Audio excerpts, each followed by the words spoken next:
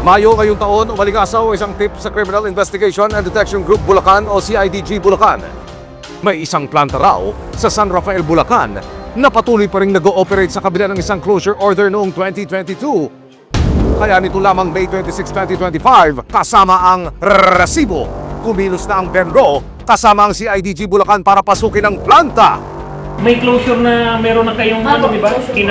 Pina-close nyo na, tapos hindi sila tumalima. Still, nag-ooperate pa rin. Actually, sir, ang issue ng closure order is the BPLO sa municipio. Licensing. Okay. Okay na tayo. Ano lang naman naka-prepare yung mga sasakyan. So, go na tayo.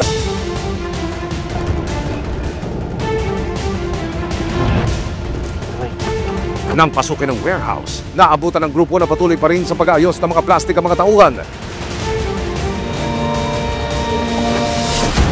Sa pag-iikot ng Benro at CIDG, lumitaw ang hubad na katotohanan. Wow, mga ate, kuya, hindi nyo ba alam ang salitang bawal? Alam niyo ba na may closure order na? Opo. Bakit nag-ooperate pa rin kayo? Hindi natin lang. Ito yung nag-aakila. Wala pa rin po, pinatigil na po kayo nung nakaraan. Kung tinapos lang po namin, ma'am, kasi dapat mag-ano kami, limit na namin lahat. Pero nag-ooperate pa rin. Opo, kasi Kinaubos na po yung plastic. Abangan ang buong kwento sa Resibo ngayong linggo, 2:45 PM bago mag-FPJ sa GMA.